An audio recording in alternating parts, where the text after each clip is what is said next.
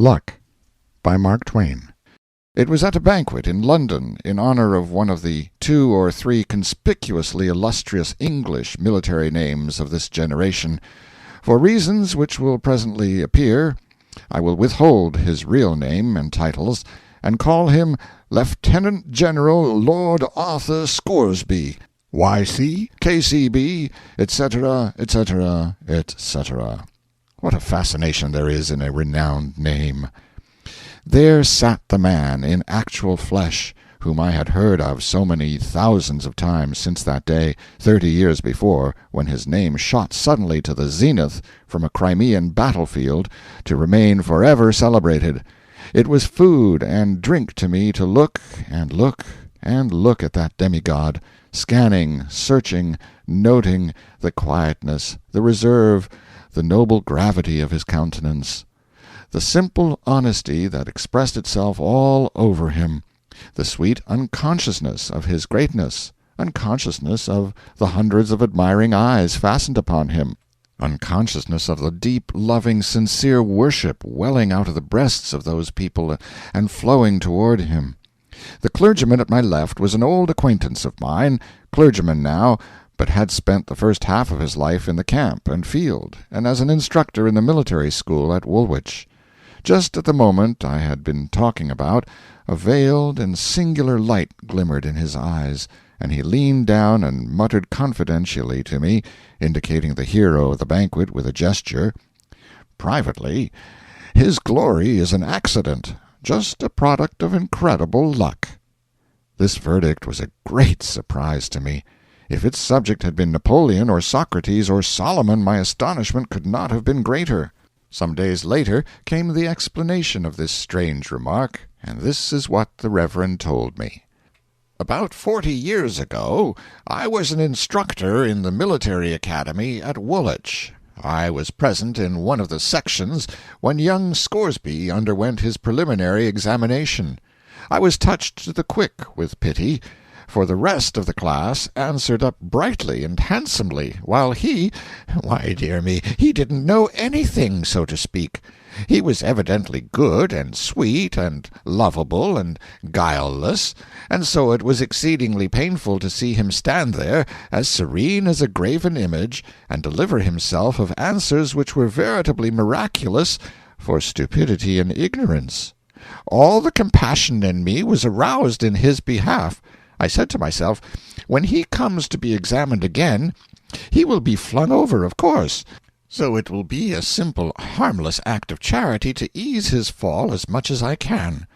I took him aside and found that he knew a little of Caesar's history, and as he didn't know anything else, I went to work and drilled him like a galley slave on a certain line of stock questions concerning Caesar which I knew would be used. If you'll believe me, he went through with flying colors on examination day. He went through on that purely superficial cram, and got compliments too, while others, who knew 1,000 times more than he, got plucked. By some strangely lucky accident, an accident not likely to happen twice in a century, he was asked no question outside of the narrow limits of his drill. It was stupefying. Well, all through his course I stood by him with something of the sentiment which a mother feels for a crippled child, and he always saved himself, just by miracle, apparently. Now, of course, the thing that would expose him and kill him at last was mathematics. I resolved to make his death as easy as I could, so I drilled him and crammed him and drilled him, just on the line of questions which the examiner would be most likely to use, and then launched him on his fate. Well, sir, try to conceive of the result. To my consternation, he took the first prize, and with it he got a perfect ovation in the way of compliments. Sleep? There was no more sleep for me for a week. My conscience tortured me day and night. What I had done purely through charity, and only to ease the poor youth's fall. I never had dreamed of any such preposterous result as the thing that had happened.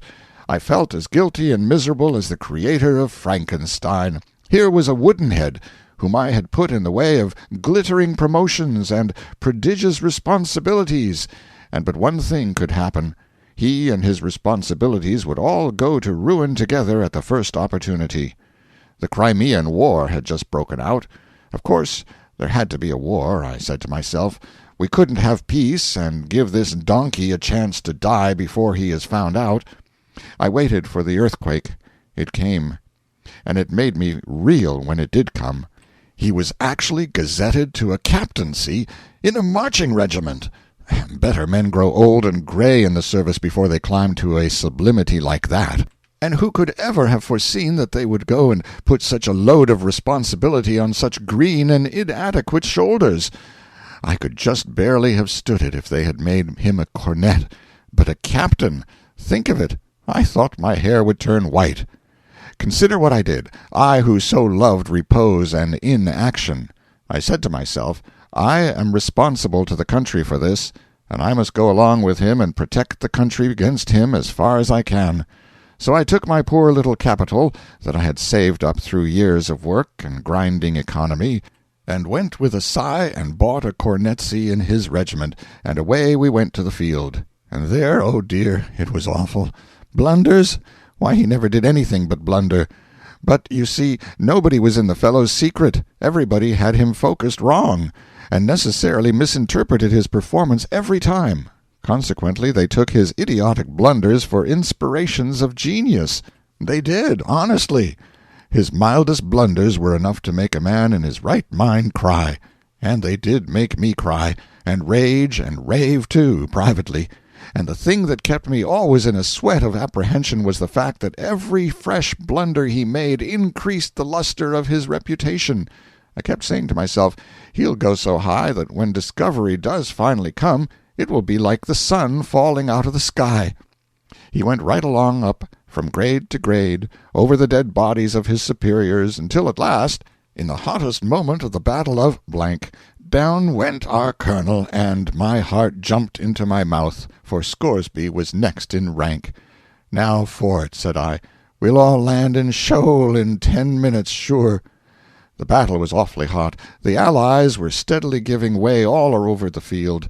Our regiment occupied a position that was vital.